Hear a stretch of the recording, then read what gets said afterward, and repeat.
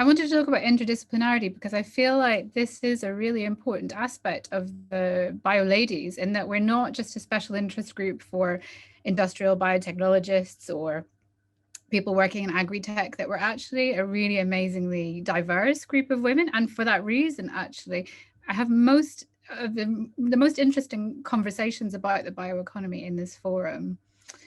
So my big thing, and as many of you know, is kind of interdisciplinarity between design and biosciences. And I find this quote actually as in a blog by Carl Gombrich, who many of you might know started the Basque program and now has started London Interdisciplinary School. So he's a major source of inspiration.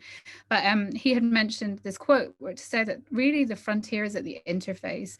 And I think this is one of the most amazing things that the BioLadies have fostered and included, is many women who are looking at the interface of their subject areas and interested in how they can meet others who are working in a different field to combine forces to be in a very positive and constructive sense.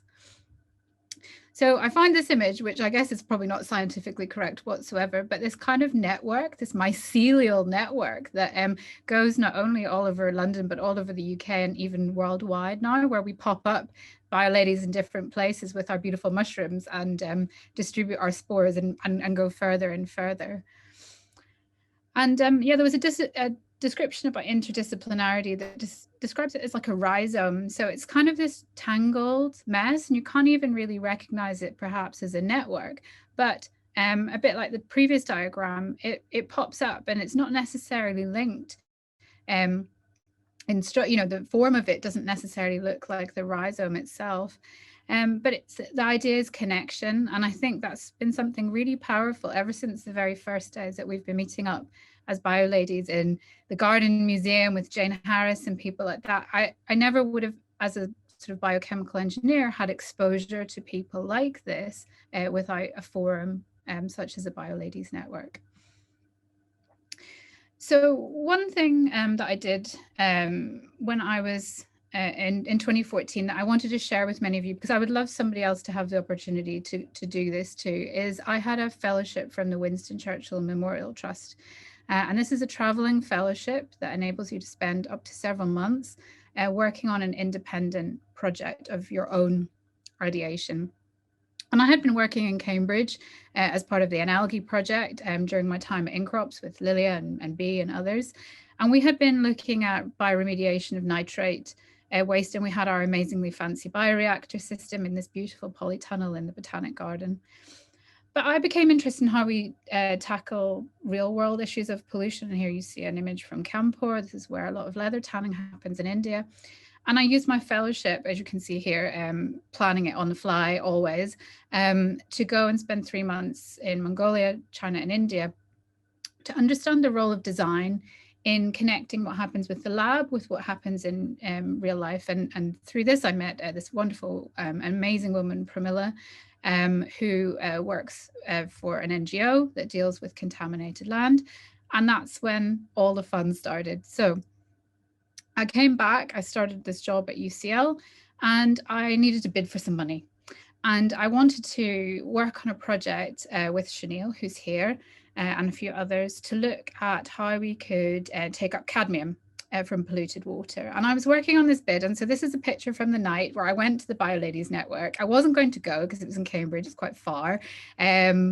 And I had been working on this grant proposal, but I couldn't get in touch with my co-I. And because of the way that we often assume that someone's not interested when they don't reply to us. And I remember sort of going to this BioLadies network and saying, I have this really idea that means a lot to me, but I can't seem to get hold of the person and time is running out. And what all of these ladies said to me is, Brenda, pick up the phone, don't be, don't hold back. If it's an idea worth doing, you push to the very end. Beatrix is there, who I used to work for and who taught me almost everything I know about sort of running projects and believing in people, and that grants are to get people rather than to get money, to get a team on board. And after this meeting, I decided, right, okay, I'm going to call this guy. And I got hold of him. He was on his boat. He just didn't answer his emails. So I put in the grant and I got it. And this actually, had I not gone to this Bioladies event, I don't really know what would have happened for the last sort of 5 years of my life. So this led to us winning the grant, as you can see, Chanel and also Laura Stoffels here. We made a field trip to India where we did some site visits to visit some artisan manufacturers. And we came back full of ideas and also full of awareness of what was really happening in terms of the design challenge. And we started to work on a project that ultimately became Indus. Eventually, I found this, Chanel will laugh, this amazing video of us. BioIT team from UCL, and we'd like to introduce to you a project Indus.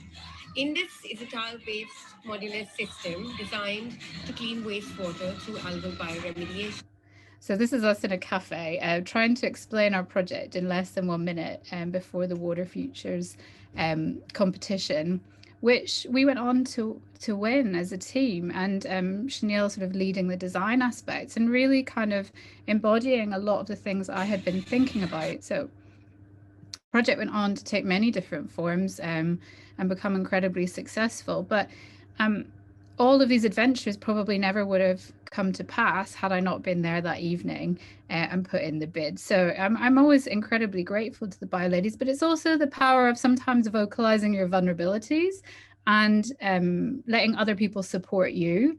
When you're maybe trying to be the lead, it's also really great to know that you have this network of people that you can express some of these maybe insecurities, or they can help put things into context for you. So one other thing that I do a lot of course, because I work at university as I teach, and this is a presentation that Enya and I put together for the EFIB conference where IRIS had organized a session. And it just shows you that where our paths intertwine and interconnect. So this actually applies just as well to Cecile and Christina, who I think are there today as well, where I began to teach a course has a really crap title, Design and Professional Skills.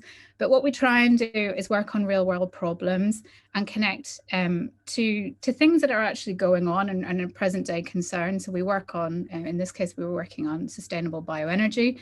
And I really like this quote by Karl Popper that we are students of problems. And I believe that in the Bioladies, that's how we see ourselves, as we're trying to work towards solving certain challenges that we've identified. So yeah, it's probably just probably not time to go through all of this, but just to say that it's amazing that people then I have taught and worked with them become Bioladies and hopefully propagate this network.